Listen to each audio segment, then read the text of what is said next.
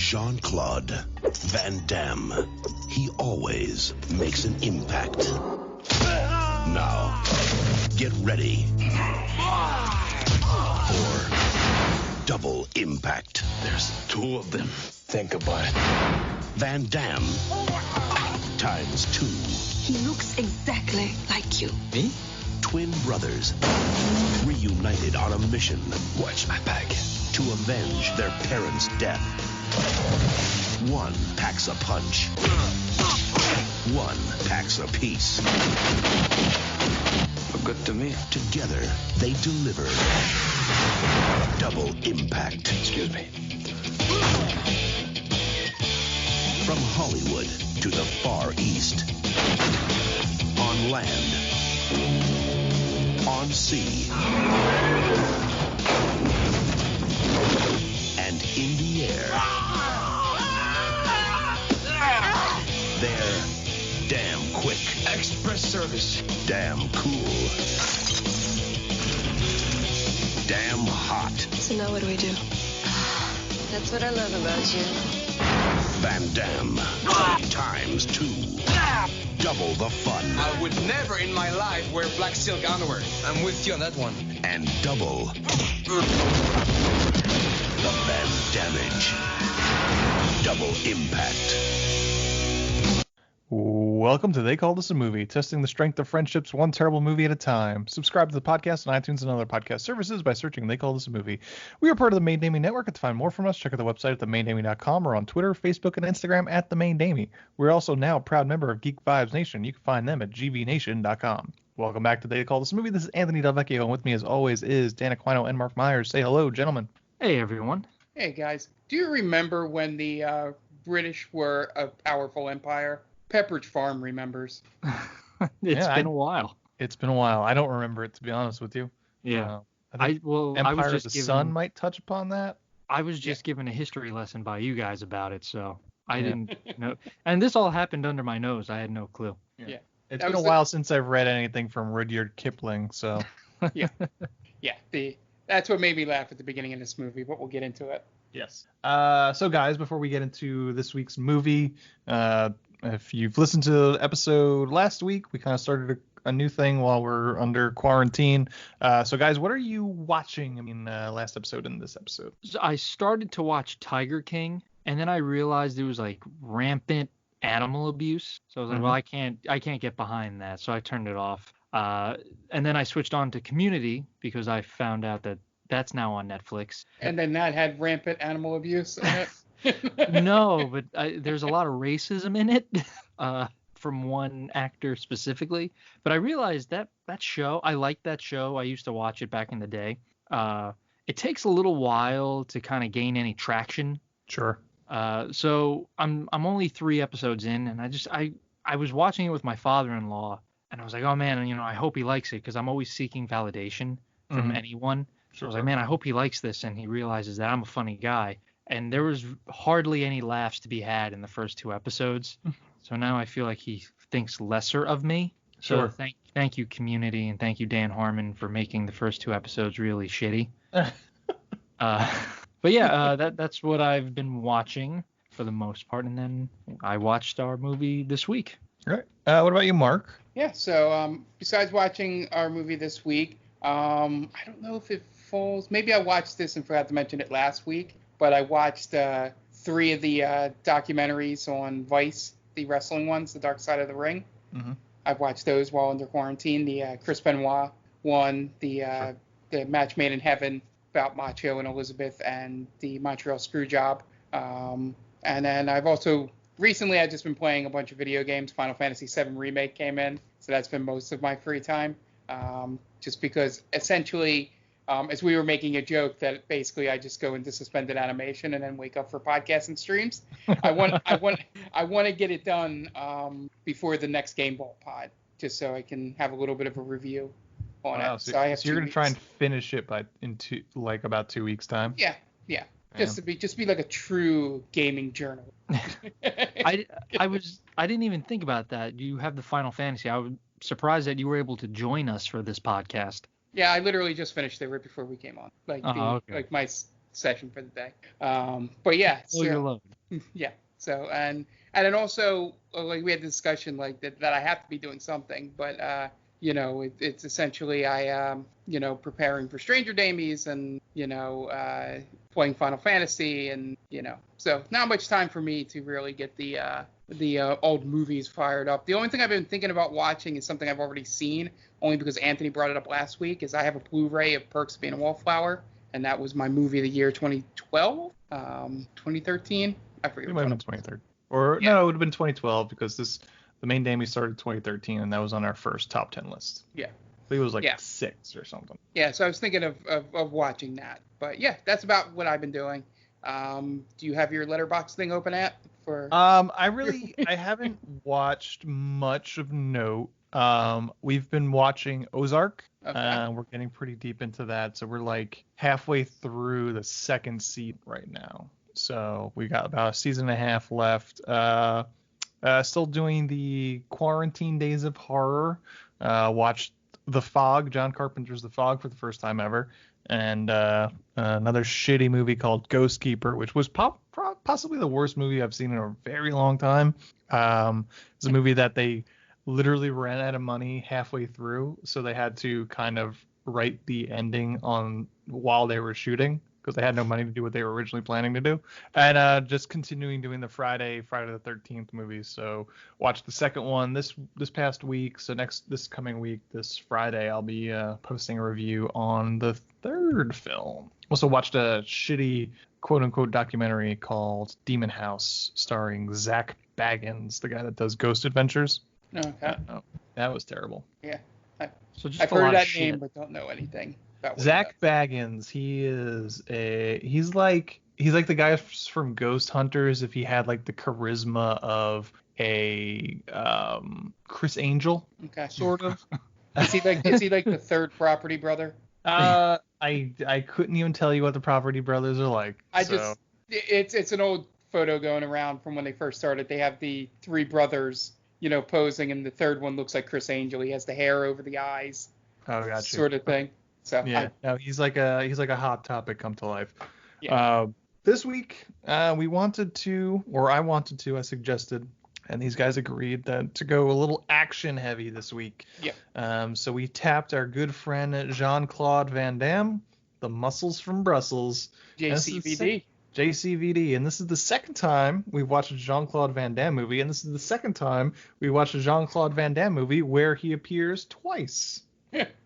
He really loves himself. Yeah. He likes playing a dual role. So this week we watched Double Impact from 1991.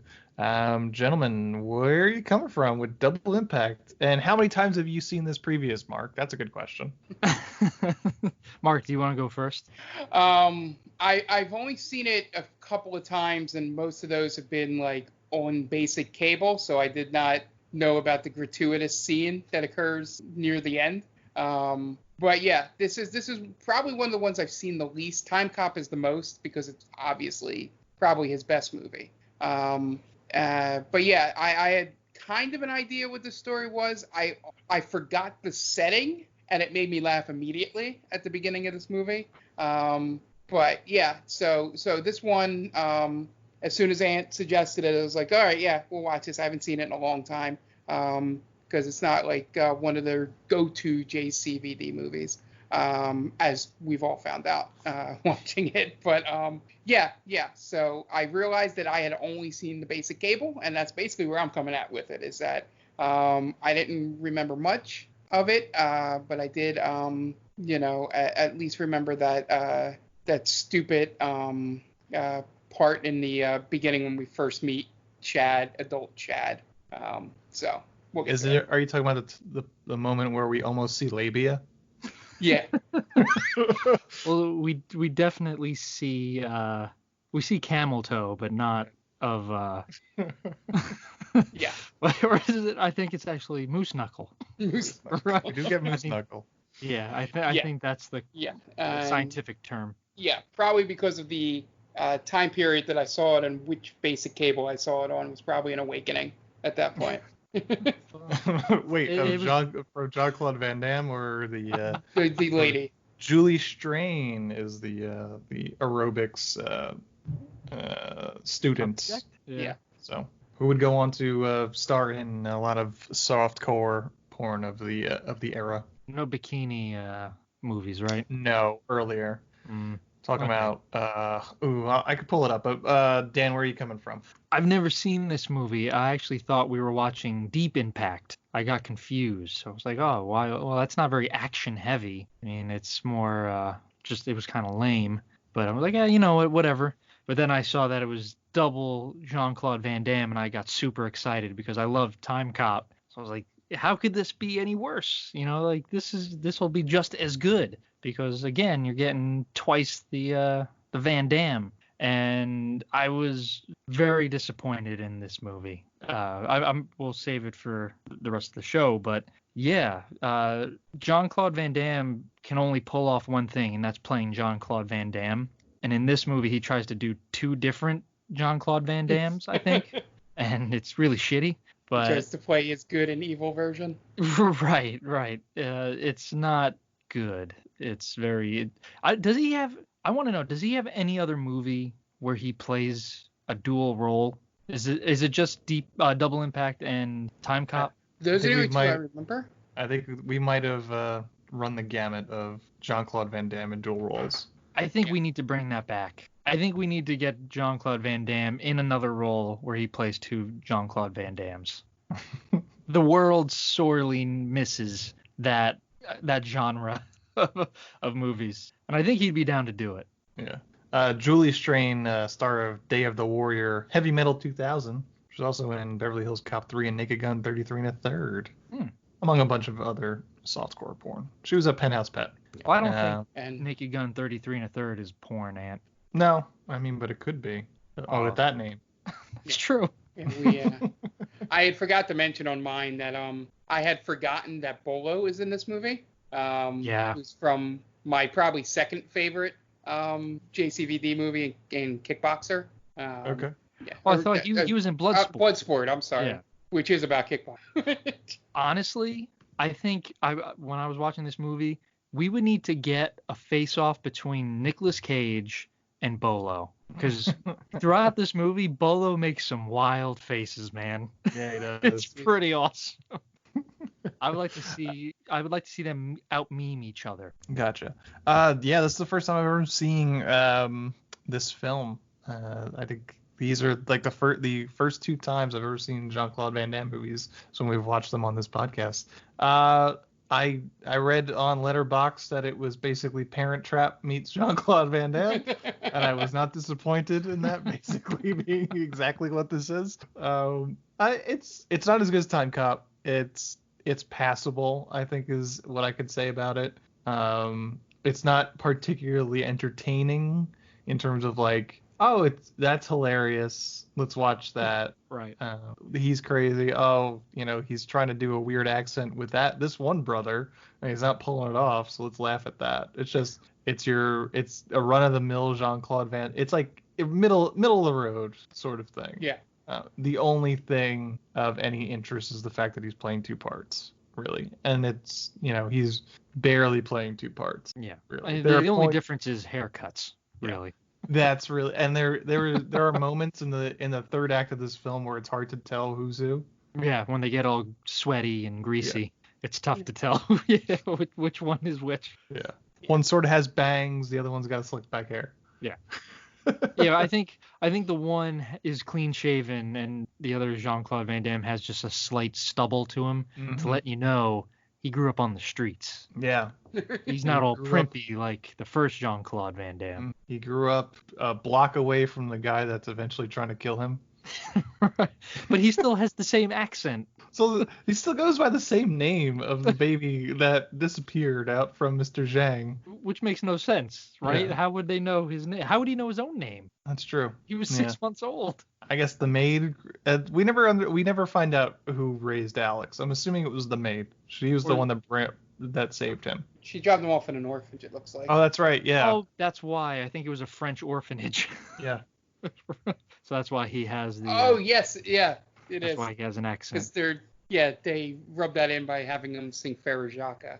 touche movie. You thought Was that ahead. Alex or was that Chad? I 'Cause thought that Chad was thinks- Alex. Chad thinks he was born in France. Oh, Chad's Mr. Los Angeles, as Alex calls him. Yeah. But Frank raised him, telling In him as France. he was his uncle, but he grew up in France or was born in France. And then he drops that bomb. I'm not your uncle, and you weren't born in France. Let's go to Hong Kong. yeah. He doesn't soften the blow at It's all. one He's not breath. like he's like, hey, let's go for some ice cream. By the way, I'm not your uncle. Wah, wah. He lays that. Yeah, he drops it, man. Just like, stop calling me uncle. I'm not your uncle. Not your uncle. You weren't born in France. Now we got to go to Hong Kong. It's a lot Like, to what do lay I- on someone. What if he's just like, I don't even have a passport? Well, I think this It was, was the 90s. exactly. It was a different time where we didn't have to worry about travel as much. But Yeah. I think you still needed a passport. I'm pretty sure you needed a passport. Yeah. Yeah. Some news I found out. There is another movie where he plays two roles, but not What? on the screen at the same time. It's called Maximum Risk. Man. That He's either sounds like a Steven Seagal movie or a Jean-Claude Van Damme movie. Yeah, That's he a plays- 50-50. He plays a twin. One was murdered, and the other one is seeking revenge. Jesus, Oh, so man. just Who got murdered in France? Does he also play dual roles in Sudden Death? Well, he technically plays the goalie for the Pittsburgh Penguins in that movie. So. Man, No, this that's guy- the only other one that fascinating. has. Yeah, the It's fascinating fascinating. thing is that that one has Natasha Henstridge in it. Oh, hey, friend of the show. Yep. To me, it's fascinating that directors keep allowing him to play dual roles. Double the kicks, man. Double the Van Dammage. Do you think he ever did a double mint commercial? Maybe. He Maybe would have one had to have, right? in Brussels. Yeah. Got one with him when he was a kid. A teen. That'd be great. I mean, that's such a huge opportunity right there. He's just like kicking the gum at the TV screen, right? He does roundhouse kick and it just flies at you.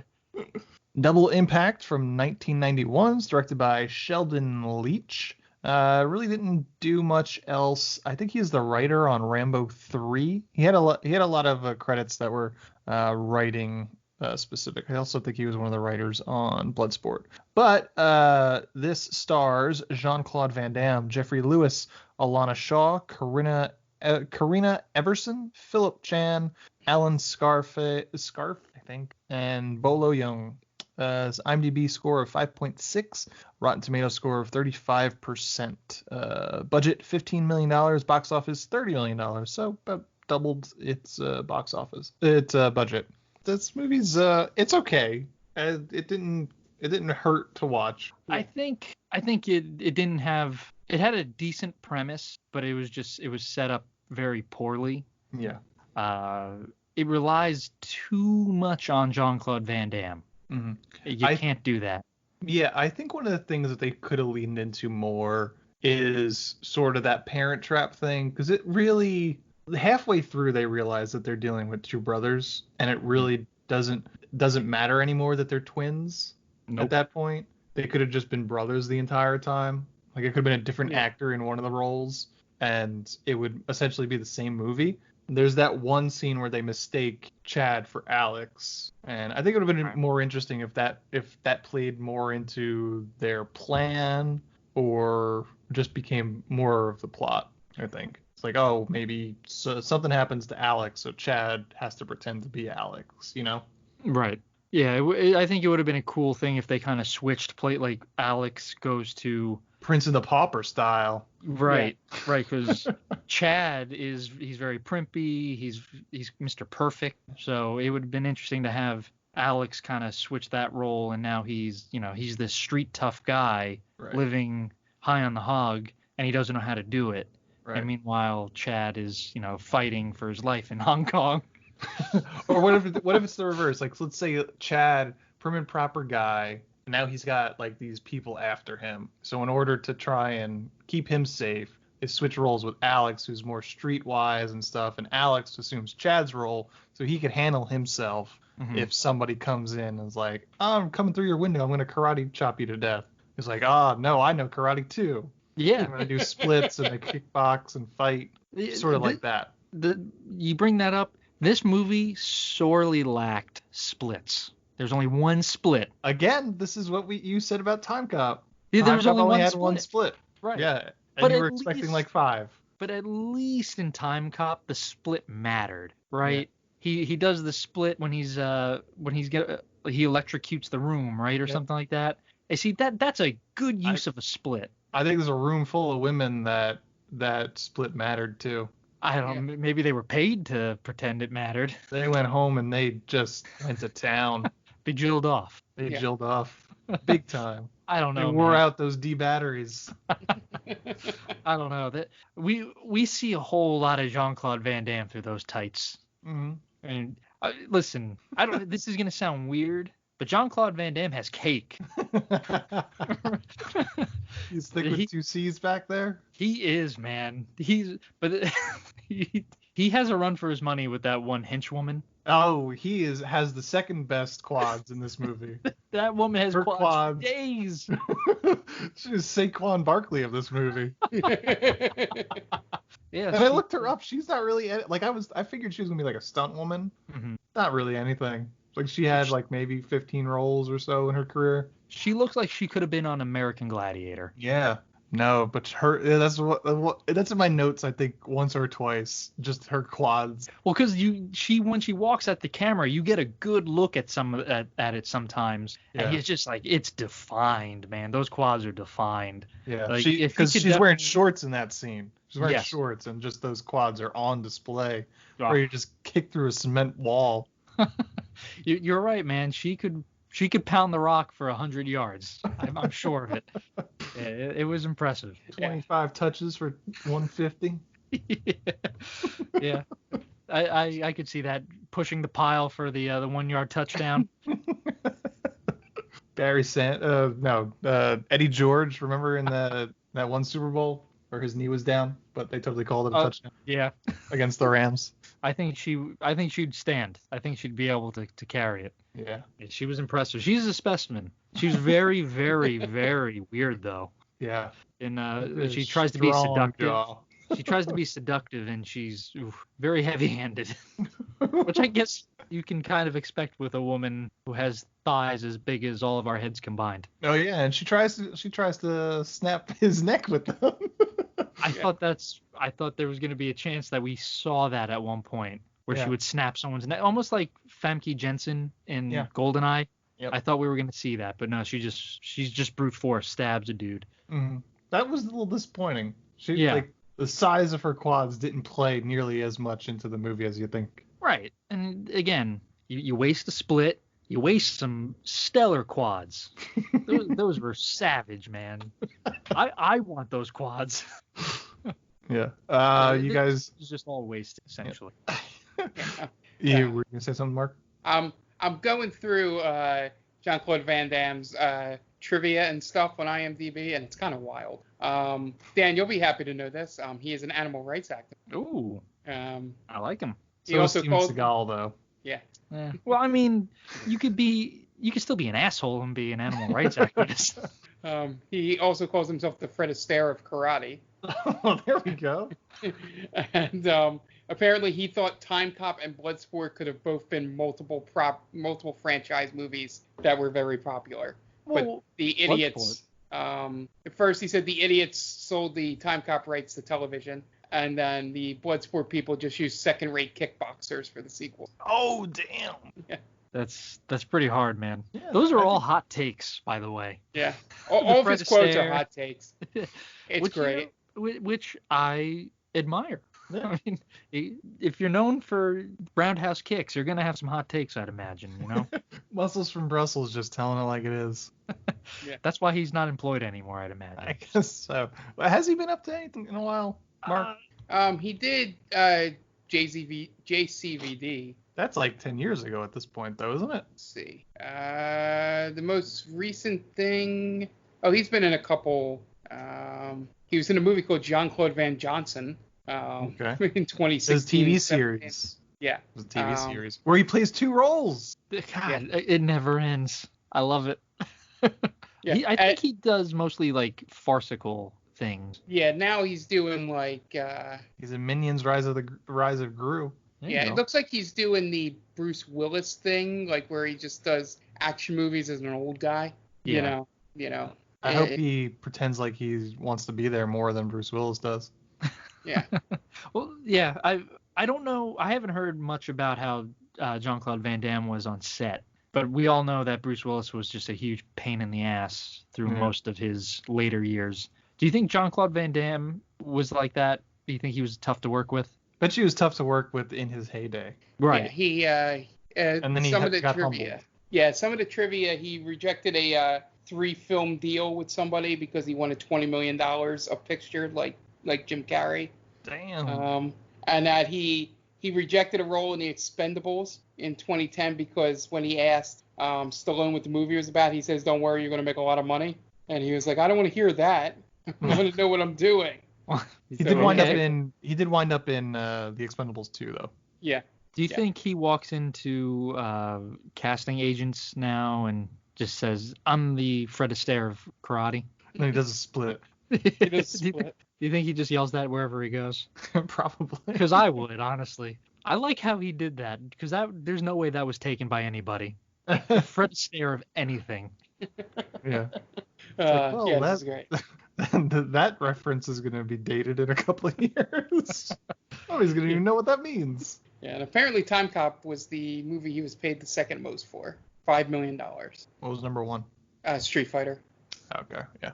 Yeah. Which will probably be an episode before we finish this podcast one day. Yeah. Yeah, we got to finish out. We have to touch on most Jean-Claude Van Damme movies. It's gonna happen. Yeah. We still haven't done a Seagal movie yet. Yeah. That's probably for the best. You know, Yeah, it could be. He's more of a joke in himself, in and of himself, really. So there's really no need to touch on that. Do you guys want? I'll shoot it down. Do you guys want to get into the plot at this point? Yep. Yeah. All right. Dan, you got anything to say? I do. I'm here to tell you about our friend Tia, a good friend of the show. She's with Geek Vibes Nation. She has her own podcast that you should listen to. It's called The Top 10 with Tia, and you should check it out. It's a weekly podcast where Tia and her crew tackle a number of entertaining topics like the top 10 movies of the year or the top 10 worst on-screen couples. I think this past episode was the top 10 characters who had a resurgence or something along those lines, right? It was a resurging character arc. I haven't listened to it yet, but it's every week, and you should check it out. She's a great person. We have a lot of fun when we record for Geek Vibes Nation. So that's it. All right. So we are going to take a quick break to listen to a couple notes from friends of the podcast. So we will be right back. Hey everyone, this is Steve. And this is Adam. And we're part of the Hop Nation USA podcast, Pittsburgh's #3 craft beer podcast. Join us every Friday for new beer reviews. We'll talk about the news, history, and homebrewing. Plus, we'll sit down with the best brewers and industry personalities that'll have us. So whether you're a casual drinker, a hazy boy hophead, or even if you're a whale hunting cellar hoarder, just search Hop Nation USA on Apple, Spotify, or your favorite podcatcher and join the nation. Oh hi, didn't see you there. It's me, George, from the best little horror house in Philly, the show where we talk about the best horror movie ever made, according to our guest at least. We've talked about groundbreaking classics like Texas Chainsaw Massacre and Alien, but we've also got a lot of great ones coming up, including some very fun guests like Len Kabaczynski of Swamp Zombies and Red Letter Media fame, Caroline Williams, the star of Texas Chainsaw Massacre 2, and Chase Williamson from John Dies at the End. So make sure you're subscribed to the best little horror house in Philly, and I'll see you boils and ghouls over there.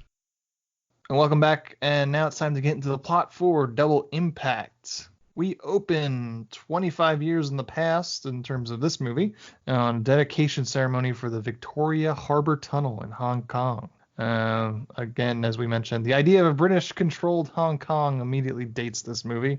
Yeah, and I had completely forgotten about that this was the setting for this movie. We have two Brits, Paul and Nigel, who are basically responsible for this tunnel project, and in attendance for the ceremony is Paul's wife and his infant twins, Chad and Alex. The night on the way home, Paul and his wife have someone following them in their car, and Paul's bodyguard, Frank, has been sent home for the day, but they have car phones, and Frank realizes that Paul's in trouble, so he goes racing to try and get to Paul before anything happens. At their home, a group of Asian men in suits get out of the car that was following them and start firing into the car. Frank, as I mentioned, is driving, but he's late. Paul is killed. His wife is killed. The maid manages to escape with one of the babies while Frank leaves with the other. Frank shoots a lot of gang members, manages to shoot out the eye of one of the henchmen, who we'll later know as Mr. Moon, but he also gets shot in the process. While fleeing, though, Frank identifies Griffith, one of the business associates, is in the vicinity, and he manages to steal away with the baby, as the maid has as well. And then we flash forward 25 years later. Chad is working as an aerobics karate instructor, and then we nearly get a shot of a woman's labia, as we mentioned, as he helps her stretch, and that stretch is not a euphemism. He's actually helping her aerobic stretch. And then we also get to see Jean-Claude do a split in skin-tight pants, and all his aerobic students just about soak the floor. Is this the first instance of a Chad in a movie? It might be. Yeah. He definitely lives up to that name as well. Yeah. All those women just sploosh on the floor. I think one of them faints. Yep. Just like, my stars. Yeah. It's pretty gratuitous. Yes. Then Frank comes in, who hasn't aged really that much in 25 years, and tells Chad that he needs to take over the karate class. Then Chad immediately knocks out a cocky dude with a ponytail. And then meanwhile, Frank meets with an Asian man who has pictures of a man that looks just like Chad in Hong Kong. And then Frank calls Chad in his office and tells him they need to go to Hong Kong. He also tells him that he's not his uncle and he wasn't born in France. And they're on a plane to Hong Kong immediately. This movie, we get to it in the exact next scene coming up, next scenes, has the quickest, let's just get the plot out. Like, it doesn't matter what it is. It's okay, now action. Yeah. You can kind of admire it just for getting to the point, but it's done so like ham-fistedly that it really doesn't give you a second to breathe and realize what's going on. Like, we're in Hong Kong now. Okay. I didn't even realize where we were to start. Yeah, it took me 2 tries to realize that he's in LA. Yeah, I had no clue. Like, we'll change the scenery, I guess. Awesome. It's like a Bond movie. It does have a lot of Bond-esque stereotypes. So I think they might have been trying to go for a Bond feel. Yeah. Once in Hong Kong, Frank takes Chad to a mahjong parlor, and some of the patrons seem to recognize Chad. The bartender gives him a drink just the way he likes it, as he says, and a patron gives him a handful of cash as if he owed him. Then a beautiful blonde shows up and entices Chad to come into the back room with her. He follows, and then she acts like she knows him, complimenting him on his new clothes and haircut, and then immediately sticks her hand down his pants to feel his silk underwear. And then a guy grabs him by the shoulder, turns him around, and it looks just like him. And then that guy knocks him out with a headbutt.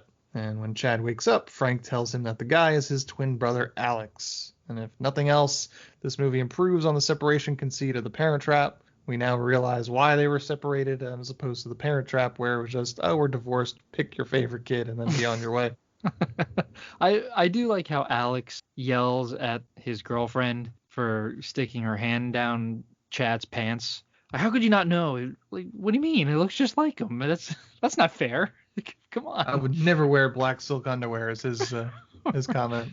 And I would never wear bright pink shorts. Yeah. He looks like a tourist. Yeah.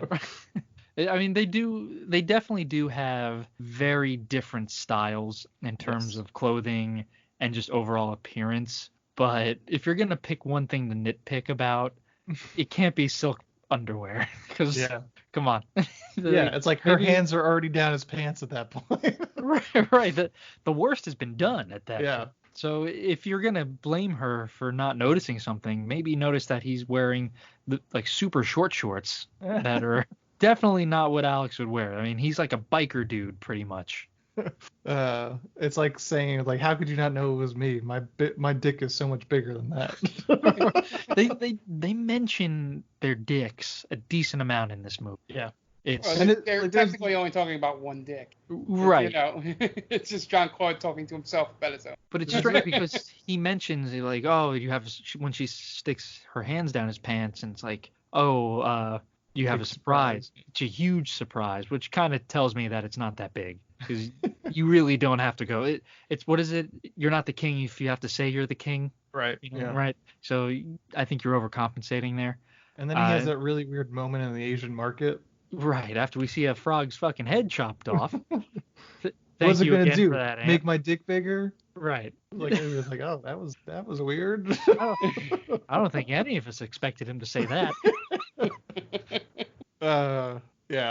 So Frank gives them the lowdown on Griffith's involvement with financing the tunnel and a secret loan he took out with the Triads. And once the tunnel was completed, their father's expertise of tunnel construction wasn't needed by the Triads, so that's the reason why they had him killed. Also, as I mentioned, why has Alex been hiding in plain sight under his given name in the city his parents were killed, just like Luke Skywalker on Tatooine? I didn't even think of that. So then after this, Alex takes Chad and Frank on his boat while he conducts some business. Another boat docks with them, and they exchange a couple of Mercedes with a trunk full of cigarettes for cash. Then the authorities, I suppose the Hong Kong equivalent of the Coast Guard or something, shows up with a and the sales partner think Alex turned them in, so they fight until they wind up knocking the other dudes off the boat. Then a boat chase ensues between Alex's boat and the police. To shed weight, Frank and Chad push both Mercedes off the boat and then explode them in order to keep the police boats off them. Which makes no sense, really, if you think about it. Yeah. The police boats could have easily have just gone around them. I guess they're too close. Don't make it. It's a big ocean. It was only a harbor. It was still pretty spacious. It didn't look like they were tight, you know. Like, oh my God, there's 2 cars on fire. What should we do? We were never trained for this. We're strictly sea police. So. I guess we have to turn this boat around. We'll get them next time. Then at the market, we learn that Danielle, Alex's girlfriend, has been working for Griffith for 5 years. This is where we get to see the frog get his head chopped off. As I mentioned to Dan, who was, it seems like they were at the Asian market and they're just like shooting B-roll and they managed to capture that. Doesn't really seem like they were just like, let's chop some frogs' heads off. I hope that's what it was. Yeah. And like you said, it did make me feel a little better that it's just B-roll. Yeah.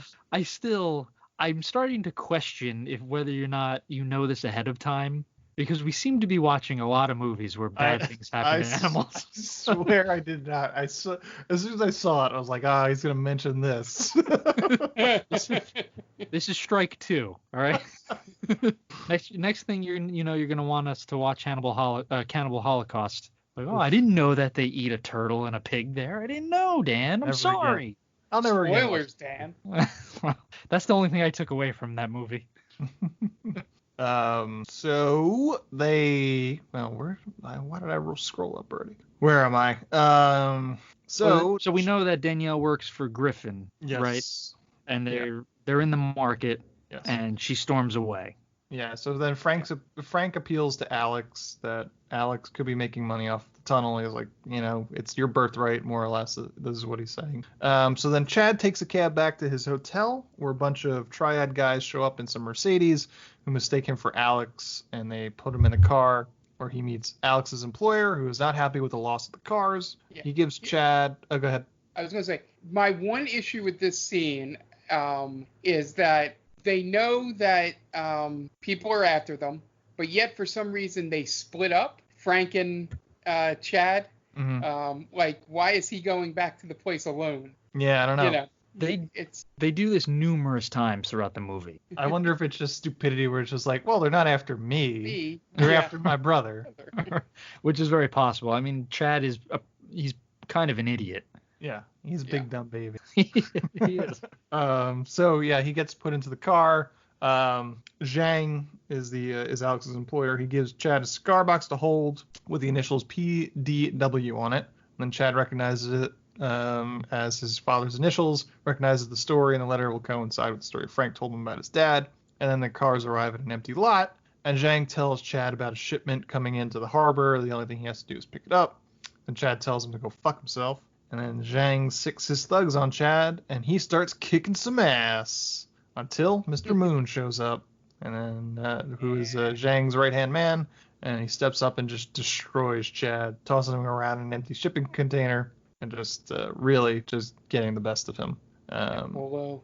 Bolo. So Chad gets dumped back at his apartment and relays the story to Frank and Chad. Chad tells Frank he's now in on the plan to get his birthright back from the Triads, as is Alex. Meanwhile, Danielle starts doing some digging into the Victoria Harbor project at work. She gets caught by some other woman named Kara, starts questioning what she's doing. And she's like, nothing. Bye. I'm supposed to be here. Ask Mr. Griffith. Bye. Bye. Peace. Deuces. Yeah. And then Danielle calls Alex to relay what happened, but she couldn't find anything because someone walked in, meaning Kara. Alex said he's taking Chad on a fishing trip. So Alex takes the boat to some sort of abandoned island with an abandoned hotel where they plan to stay. Chad is not pleased with the arrangements. Alex isn't so sure about how Chad is going to fare into the fight with the Triads. We get a lock and load scene where we get to see the guys look over all the weapons that they have at their disposal. Their plan is to interfere with the shipment Zhang told Chad about. So Thursday night at the dock is when it's going down, and it's a stealth mission with Alex leading the way, killing dudes with the flick of his wrists. Eventually, a gunfight ensues, thanks to Chad's itchy trigger finger. So we get a long, drawn-out scene where guns go off, Alex dual-wielding, and gangsters all with machine guns, sometimes from 6 feet away, so they're adhering to social distancing. And Chad has some sweet rolling on the floor moves, where he rolls as he shoots his gun. It's a terrible roll, by the way. It's so deliberate and so slow. So slow. And shooting with his guns above his head. I wouldn't recommend doing that. No. Someone nearly shoots Chad, but Frank picks him off with a sniper rifle.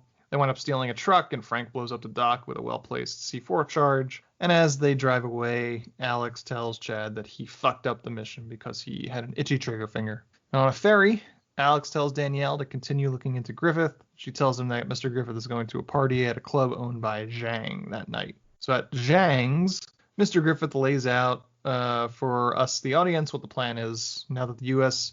Department Drugs Enforcement Agency is cracking down on drugs from South America, they plan to fill the void from Asia with a new boat that they acquired. So Alex shows up at the club and gives a case of cognac to a ponytailed henchman. And Mr. Griffith tells all the other guys about the explosion at the factory and says that it might have been work from someone on the inside. One of those guys at the table gets killed by Kara with an ice pick. And then I mentioned just in my notes, look at the quads on Kara. Just underlined several times, quads.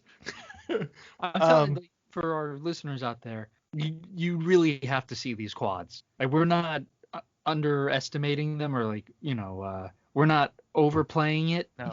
I would say they're something to behold. Yeah, I literally wrote down in my notes, look at the quads on Kara. I don't write that for anybody else. That this woman's made me stop and point out to myself, holy shit, the quads on that woman are incredible. Especially, I feel like for a movie, because this came out in 1991. Like, when was the last time prior to that where you saw a woman with just like quads that could crush a watermelon, man? Yeah, they're cracking walnuts with those babies. So I would love if anyone listens to watch that and just get back to us and just like tell us like, yeah, those are awesome. Yeah. So Chad heads in from the back, walking around with another case of cognac. I don't really know what their plan was at this point. I am confused as well. So I think it's just Chad fucking up again. Yeah. So I guess the cognac boxes really have bombs in them. So I'm pretty sure that they're okay with casualties of innocent people at this club. Well, the thing that bothered me about this scene was how readily they were to accept a gift from a guy they just beat the shit out of like the day before. Like, oh, okay. Like, I don't think you're going to plan any sort of vengeance on us after we left you for dead. Thank you for the gift. No, a marked box. What's in it? I don't know. Yeah. Terrible security. Right? Like, you think that you would like open the box. Yeah. This doesn't feel like bottles of liquor. Yeah, they're not banging around in here. Exactly. Man, those are packed good, huh? Right. I mean, then again, the guy who I guess was like head of security for Nigel was he has a ponytail, so you really can't. Decision making is not the best. Exactly. You get what you pay for. Yeah. So Chad heads in the back, walking around the case of cognac. Zhang sends his men to bring Chad, who they think is Alex, into the back to quote-unquote thank him. And then before that happens, Frank sets off a C4 charge in one of the boxes, and the scene devolves into some karate action. Alex breaks a glass with his bare hands for no reason, and they fight some dudes, and then eventually they leave. But Zhang and Griffith then realize there are two Jean-Claude Van Dammes. And then they realize what they're dealing with. Next day at the office, Danielle gets caught by Kara, the woman with the quads.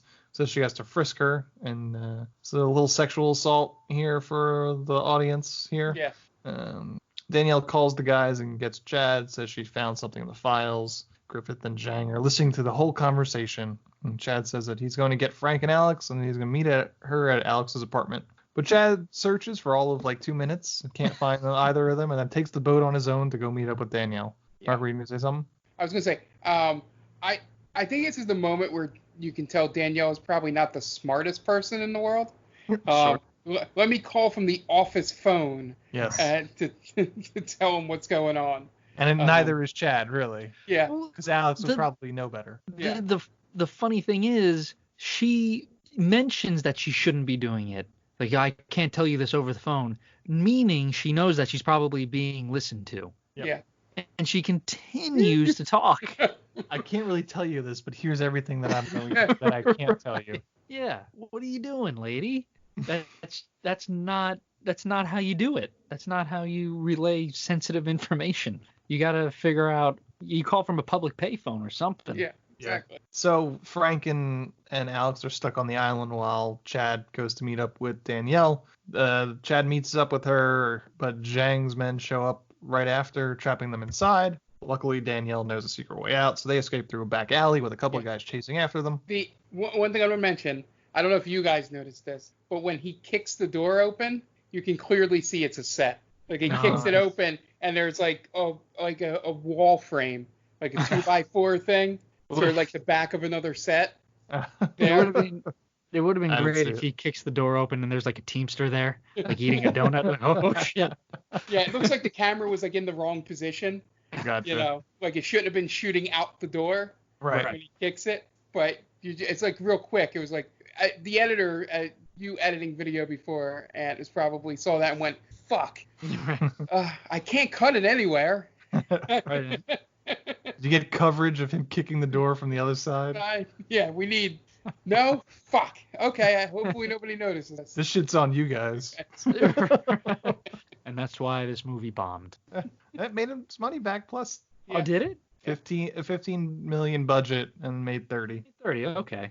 Well, to be honest, with all of the promotions and everything, probably didn't. I don't know. I have no idea how it works. I think you're supposed to like take like $5 million out. So I'm just kind of going off $20 million budget.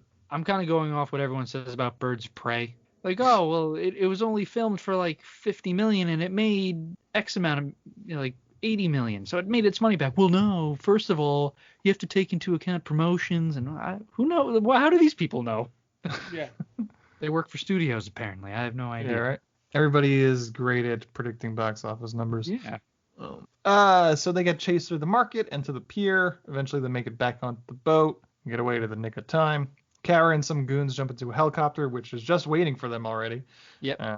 They have trouble finding the boat amidst a lot of harbor traffic, and eventually they kind of track it down. Danielle undresses on the boat just because. Yeah. I guess they jumped into the water, I guess, was the conceit of why she had to take her clothes off. That was a point where I was just like had a little when it happened, and she comes downstairs and for no reason just drops the towel. Yep. Like there was like a quota. They were like, all right, we need to have boobs in this movie. So you're gonna come down here and just drop the towel right here. Yeah. It's like we gotta show boobs within the first hour, or else we're gonna lose people. So 55 minutes towel drop. They pushed it to the limit. I mean, I appreciated it. I was surprised, and I was like, oh, here we go. Now it kind of brought me back in. So they knew what they were doing. They knew, man. They were just leaving the steaks on the grill just long enough. Exactly. Yeah, they're no fools. Yeah. But yeah, it was quality boobage. So Yeah. Very that's good what this looking movie- woman. I don't even Yeah. really know who she is or where else we ever would have saw her. Yeah, But she didn't do much. yeah, I from feel what I like she saw. would have been like on Married with Children or something like that. sure there's like the one episode that she was on. Right. Right. somewhere. Like Bud tries to hit on her and she just like calls him a nerd or whatever, a geek, and just like throws him out the window or something like that. You know how it goes, guys. Yeah, that's not her. But anyway, so yeah, then meanwhile, Chad is chugging Johnny Walker Red Label, and the helicopter eventually makes it to the island and sees Frank, and then heads back to report to Zhang, and Danielle is downstairs going to change, and I guess Chad has some sort of psychic connection with Alex. Is that what it is? Yeah, I guess so. So Chad isn't chugging Johnny Walker Red Label. Alex is It's chugging Alex. Yeah. Johnny Walker Red Label back at the hotel because now he's imagining his brother fucking his girlfriend, and it is a very specific imagination. Like he even recognizes the clothing line on below deck. Oh, they're gonna use that to fuck. You know it. He has such a great meltdown, Alex. Yeah. Motherfucker. It's like Tommy Wiseau at the end of the room. Yeah, exactly. It's such a good mental down, and you're right. He does have a very vivid imagination of what his brother's doing to his girlfriend, because he's got her in like position.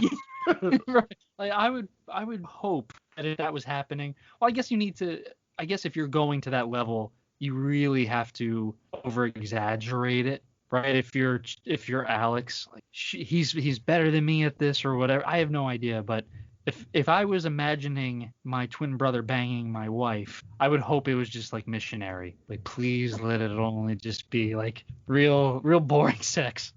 But no, like, in Alex's eye or his mind, Chad is a fucking dynamo. Yeah.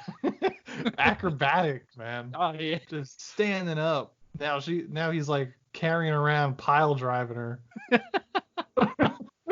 Yeah, he's very Lost good. in Apparently. crowd. He's good at the sex. Yeah. Chad is very, which with the name like that would probably be contrary to what he's good at, I'd imagine. He's more braggadocious about sex, right? Because he talks about how big his dick is. Like, is this gonna make my dick grow bigger?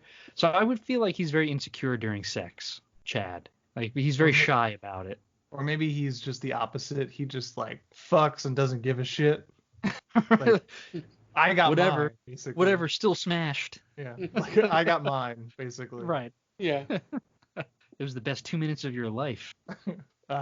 So then Chad shows up back on the island, and Frank is pissed because now he has to get rid of the boat and says, "You've got some explaining to do." So now, Some explaining to do. because Alex is in Frank's ear talking about how he's fucking my girlfriend. I wish Frank would have said that. Like, yeah, Alex thinks you just like fuck Danielle, so you got to figure that out real quick. He could have warned them. I know he says you got some explaining to do, but it's like could have been like, dude's fucked up and he's out for blood. Yeah, right. Yeah. We know that Alex is a hothead, and you just came back with his woman. You think maybe, Frank, you should be there to kind of referee the situation a little bit, you know? Yeah. But no, he bolts. Fires a gun. But not before Bolton. Was like, gotta go get rid of this boat. Bye. I don't want to be there for this. So Chad walks into the hotel with Danielle to a drunken Alex who's pissed because he assumes they fucked. He slaps Danielle right across the face. Chad kicks him in the face. Then Chad and Alex fight up the stairs and fall over a balcony. Frank eventually comes in, fires a gun in the air to stop them, and then Chad uses the F word. He does. No, Alex uses the F word. Alex uses the F word. The asshole. He'll always be an F. Yeah. Yeah, it's a slang for, you know. I think we know. Yeah. Okay. Yeah, I think so I may be drunk, but tomorrow I'll be sober, and he'll always be an F word. The hero of the story, ladies and gentlemen. Slapping women and using slurs. Yeah, I keep screwing up their names because they're both Jean-Claude Van Damme. It's okay. They're the same person, essentially. even in the movie. The brothers both say they don't need each other, and Alex goes storming off. No, Chad goes storming off, saying he's going back to L.A. and runs off. This part of my notes, I kept swapping them. I kept getting it wrong every time. So the next morning, Alex wakes up on the beach and sees a bunch of thugs storm the beach and Kara's helicopter in the air. Then the thugs storm in the hotel and start shooting the place up. They take Danielle hostage, and Alex does some beach cleanup, if you know what I mean. Starts killing off these thugs left and right. Zhang arrives, asks where the twins are, and Frank says fuck you and gets punched. Zhang says they're going to bring back Danielle to Griffith. Meanwhile, Chad and Alex are taking out a bunch of goons separately, sometimes with kicks, sometimes with guns. Mostly kicks. Mostly kicks. I was going to say there's a really bad punch to kick ratio in this movie. I think Chad just knows how to kick. It's all he does. That's all he does. Alex eventually winds up with a really big gun, and Alex and Chad eventually meet up back with one of the goons tied up. We're going to ask him some questions. Griffith arrives at the dock with Zhang and Kara, where Frank and Danielle are already taken captive.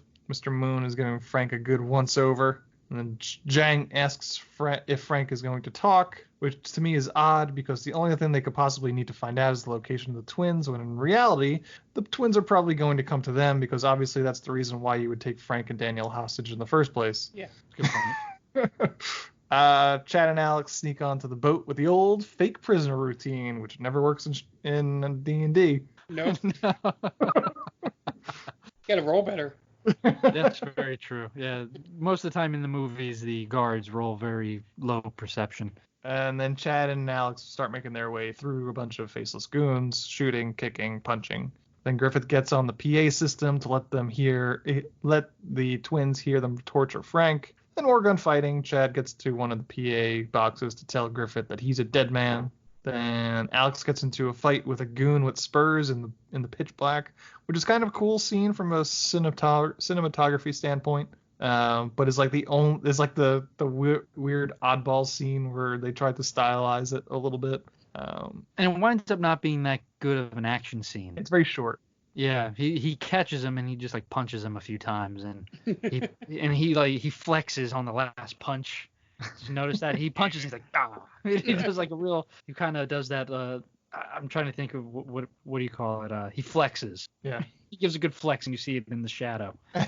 Meanwhile, Chad takes on Mr. Moon. Mr. Moon picks up a barrel of flammable material and tries to crush Chad with it, but Chad kicks him in the dick and then gets out from under it. And then Chad and Mr. Moon then take off their shirts and fight like real men. Mr. Moon, by the way, has great form when he picks up those barrels. Oh, yeah. His clean and jerk, perfect. The back is straight, uses his legs, good height.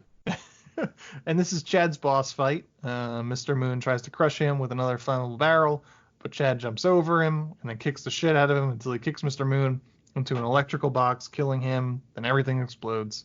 Alex rescues Danielle from a henchman that may or may not try to rape her. And then Kara comes out of nowhere and tries to crush his head with her epic quads. I really hope that we emphasize the quads in our posts this week.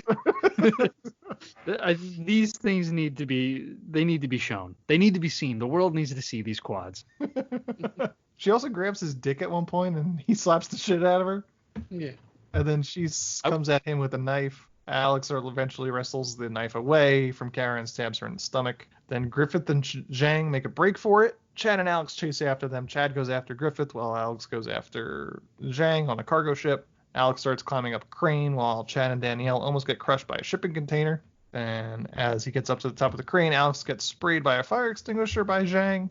Then Zhang reveals a dagger in his walking stick and starts trying to stab Chad, but Chad manages to dodge and sticks Zhang's hand in a couple of gears and gets crushed. Chad turns on a machine while Zhang is monologuing, and Zhang falls from the crane to his death. Meanwhile, Chad gets Danielle to safety and then jumps off the cargo ship to avoid the shipping container. And then Griffith starts monologuing at the water at Alex and starts shooting at it. But then Alex jumps into the forklift behind Griffith and drops a shipping container on him. That was so funny. I want to say pops. Go ahead. I want to say I think you flipped them again. I told them Chad goes after Nigel. And Alex goes after Zhang because he says that's mine. Yep. Chad jumps into the forklift behind Griffin and drops shipping container on him. Yeah, Chad pulls an Undertaker. Yes. It's so funny. Oh, I laughed out loud in that scene when he pops out of the darkness of the forklift and he yells the guy's name. Oh, that was the best part of the movie. I could watch that. Yeah, I could watch that scene 100 times. Then Alex and Chad hug, and Chad pushes Danielle towards Alex, who then they hug, and then Frank shows up, coming from wherever the hell he was stuck in, and then they give a big old OK sign. Freeze frame ending. Right. What a terrible way to end on a freeze frame with just one of the Jean-Claude Van Dammes giving the OK sign. I texted Why not Ant, both of them? I texted Ant in all capital letters, freeze frame ending, as soon as it occurred because I didn't want to spoil it for you. So I did put it in the group chat. This is easily the worst freeze frames we've seen. This is one of the first in a long time. But yeah not a great one. I wanted the end to be Alex and Chad fighting to the death over Danielle. Like Double Dragon. Like Double Dragon. Yeah. Like they kill Shang. They kill it's Nigel, right? They kill Nigel or Griffin, which is a super British name, by the way. That's like the most British name ever, Nigel Griffin. I wanted it, they kill both of them and they meet. Their eyes lock and Danielle shows up. And then it's just like Mortal Kombat styles. Round 1, fight. And then they just go at each other, and it's just nothing but kicks, really. just constant kicking. And then, Alex probably kills Chad, and then just like asserts his dominance, bangs Danielle on Chad's body. But it's still not as good as the sex that he imagined them with. So he takes his own life. It haunts him forever. I'm not as good as Chad, am I? I keep telling you we didn't do anything. Don't lie to me. But she is giving like a look like she wants something to happen on that boat. She does give that like little like side glance kind of thing when she's walking away. Yeah, she's like, oh, I hope he doesn't come down right now because I don't know what'll happen. Right. Oh no, my towel seems to have fallen. I wish someone was here to pick it up. But she was hoping. So who knows? They might have done it. They might have banged, maybe missionary, but I wish that would have been such a great cutaway if you have, like he follows her down and we cut back to I can't even get it out without laughing. We cut back to Alex and he's having his meltdown and he's imagining Chad just doing all these exotic, really difficult poses. And it cuts back to Chad, and it's just like super boring. One pump missionary. Very unsatisfying for Danielle. There's no music playing in the background. It's just and that's it. It just becomes uncomfortable after a while. Yeah, you just see the look of disappointment on her face. She immediately regrets it. It's like, man, I wish I could undo the last 15 seconds of my life. Oh, it's so good. I'm actually crying. Holy shit. But yeah, I would have paid good money to see that cut. And that's the end of Double Impact. What do you guys think? What would you do to make this better? I think we just made it so much better. Yeah. That's sexy. I like the idea of oh my god, I need to catch my breath. I like the idea of like totally swapping places. You could keep it action oriented, but yeah, I think having Chad kind of have to fend for himself on the streets of Hong Kong while Alex is trying to get accustomed to this very bougie lifestyle would be a pretty interesting take on it. But yeah, I just like the idea. It just plays over and over in my head now where Alex is just imagining Chad banging, like just going to town on Danielle. And it's really just terrible sex that's being had on the boat. That's what my mind keeps going to. Yeah, and maybe afterwards, like he's talking to Danielle about it. And like, listen, he was terrible. It was the worst I've ever had. thank God that I'm with you. And it just really makes Alex feel better about himself, and because he was all down about it, right? He's like, yo, you know, my brother's banging my girlfriend, and he's probably awesome at it. I know he was pretty bad. Like, you're way better than him. Like, oh, all right, well, at least now I know for sure. Could you imagine being compared to your twin brother, by the way? Like, which one of us was the better lay? That's got to be kind of awkward, right? Yes. I hope, you know, if I have kids, I hope that I don't have twins, first of all, because that's a nightmare. But I hope if I do have twins that they're never compared by the same woman. Because I don't want to wish that on them. If that woman's smart, she tells them they were both great. Yeah, I guess, because then you could just keep going at that forever, right? Yeah, unless if you're all in the same room, then it just becomes awkward and she should just walk away at that point. Well, then they can't occupy the same space, and then you never know. Yeah, it could be a time cop situation. I wish real twins acted on time cop logic. Like, the twins can never be in the same spot at the same time. They can't go to the same school. They can never hug. Yeah, they can never hug. It's a life of misery for twins, really. I've never known what it's like to embrace my brother. Dan, if you wind up for some reason having twins, you could raise them to think that. How great would that be? I mean, I'd be the shittiest. I'd be the shittiest father ever. Like, no, you can't touch each other. You'll disintegrate if you do. One of you will die. That's a great way to keep them from fighting each other, though. Yeah. Can you imagine, though, where, like, if I tell my twin, like, sons or daughters, and they go to school and they just, like, have a meltdown, like, why? And the teacher's like, well, what the hell's going on? Like, I can't touch him. My dad said one of us would die. Watch Time Cop, you idiot. I'm pretty sure I would be around. Probably. But it would be worth it for the first few years of their lives. And then the psychiatric bills come in. It was like, maybe this wasn't the best idea. Do you think I would get more respect in prison or less respect if I told them, like, my cellmate, what are you here for? Oh, I told my kids that they weren't allowed to touch each other, else one of them would die via time cop rules. That would be a moment in, like, a comedy or like a dark comedy movie where, the guy it tells him what he did, and he's like, murdered multiple people and all that. What did you do? And you tell him that, and he goes, oh man, that's dark. Right. Like, Jesus Christ. Jesus Christ. I murdered this guy and I skinned his face off. What about you? Oh, I told my kids that if they touch each other, one of them would die. Jesus Christ, you're a psycho. I don't have anything better. My only thing to make it better would be just improve the beginning and make it a little more drawn out than just dropped in the first 10 minutes. About the. I would have them like when you guys. Sorry, I just wanted when you guys suggest making things longer. I don't know what's wrong with you. No, not make it longer.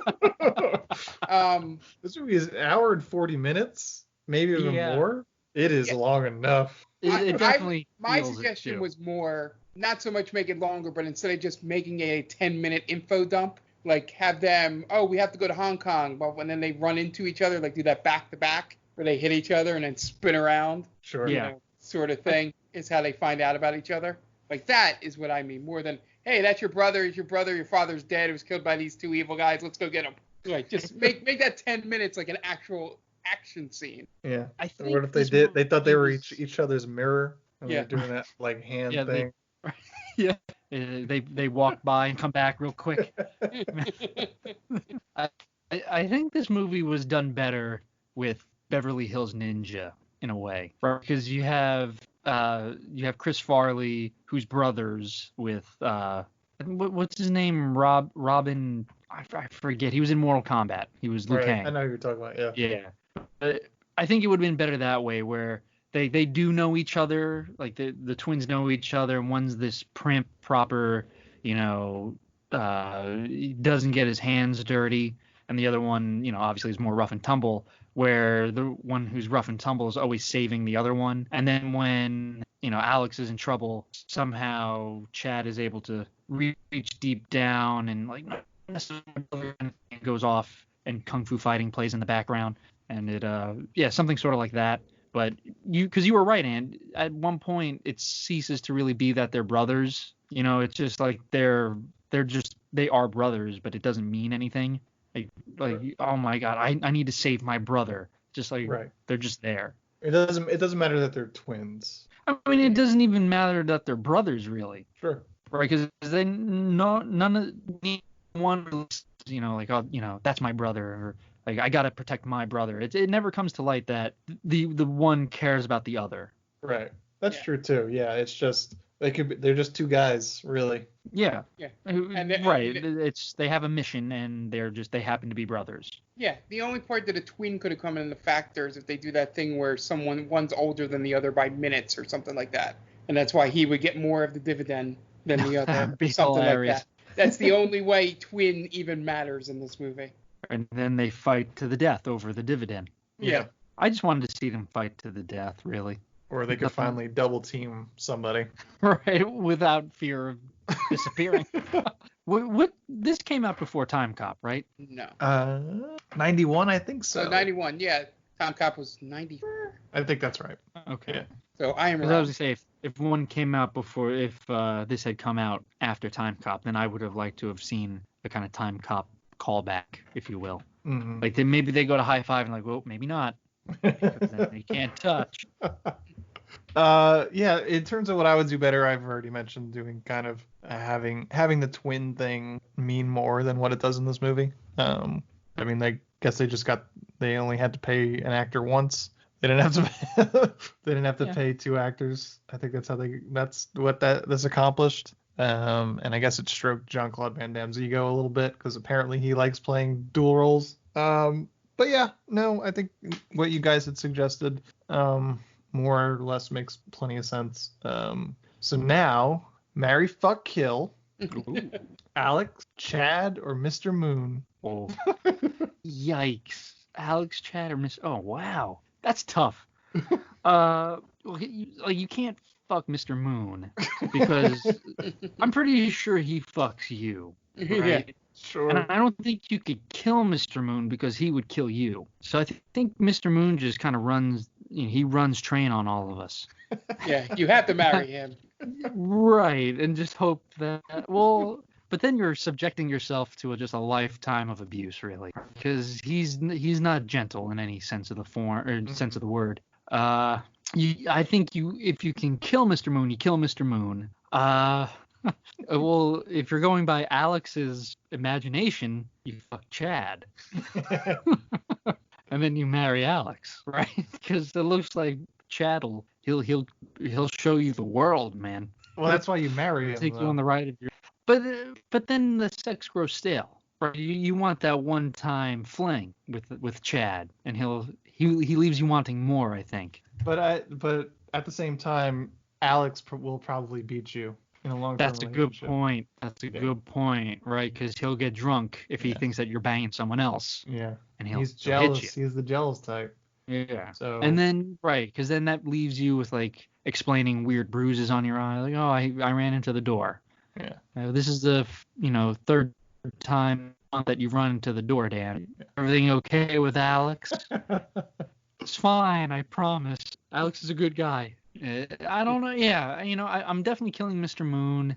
I'm banging Chad and I'm marrying Alex, I think. Okay. They're both rich, so. That's true. They got that sweet, sweet tunnel money. That's true. they're tunnel baron. Mark? Yeah. So the only thing I'd really change is I would kill Alex, marry Mr. Moon, and fuck Chad because he would be soft and. Wow. Interesting. I'm going the other way. Kill Mr. Moon, fucking Alex for one night stand, and I'm marrying Chad. Okay. Yeah, I think your way is the right way. But it might be the right answer. Yeah, but I think again, just by going by what Alex thinks, I want that one time. I don't know if I can handle it more than once. Everything's always just a big production where you're just like, I just kind of really need a hand job right now. Right. Yeah, I don't need to be, plastered against the wall and bent or bent over a barrel showing the 50 states. I just, I want something nice and tender. Not nice and tender. I just want something easy. I feel like with him, it'll be, he can't get off unless it's something crazy. Like he's got to be doing like holding me up from, all crazy ways. I don't need that. He probably has a sex swing in his room or something. I don't want that. Just put me on the bed. I'm easygoing. I will consider the kitchen counter. That's as far as I'll go. Where we know he can do splits on. Exactly, yeah. And I'm sure he wants to do that at one point. Like, come on, man. Let's just. All right. So you'll put up with an abusive partner in terms of just like pretty easy sex. Right, and then after a while, I don't think he's gonna want it very much. In these podcasts, I've revealed a weird amount of my like what goes on in my head, I guess. It's very strange. It's very strange how my mind opens up with these things, because I know it's fake, people. All right, it's fake. It's never gonna happen. I'm never gonna bang Jean-Claude Van Damme. All right. That's why I can go this crazy. I don't want people thinking like, Jesus Christ, Dan has really like contemplated how Jean-Claude Van Damme would go to town on him, I appreciate that you don't use these sections in like our posts. Because then my family members would see it and be like, okay, maybe we don't talk to Dan for a while. So far, Jen hasn't seen it. I'm lucky. Well, I guess that means that she's not listening. That's true. Or I just tell her when to stop. Don't listen to the last 10 to 15 minutes. All right, so I guess that's it. Yeah. Anything else? Want to play your shit? Yeah. Diaquino122 on Twitter. Follow me there. We'll have some fun. We'll have some laughs. We'll cry. At Stranger Damies for the Twitter for our Real Play D&D. We're also on Instagram, and same thing at Stranger Damies.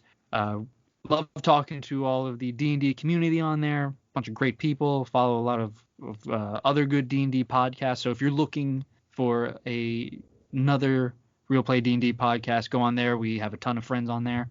And that's it from me. Yeah. So Stranger Damies airs every Wednesday.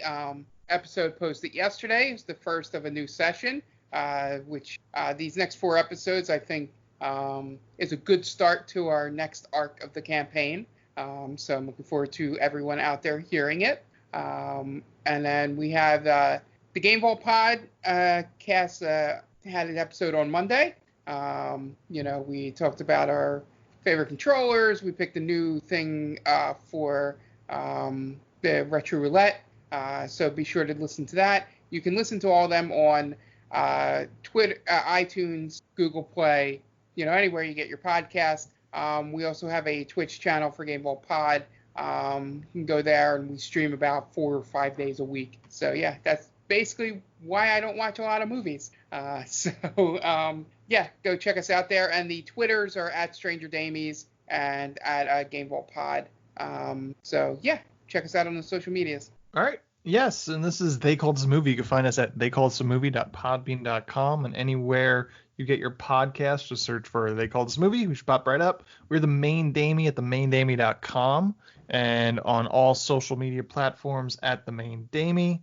I'll just search for that. Facebook, Instagram, Twitter, the Main Damie, and we'll be there. We're also a proud member of Geek Vibes Nation.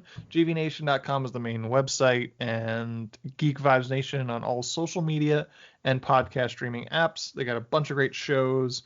Dan mentioned the Top 10 with Tia. They've got another bunch of great shows that network has. Something for everyone.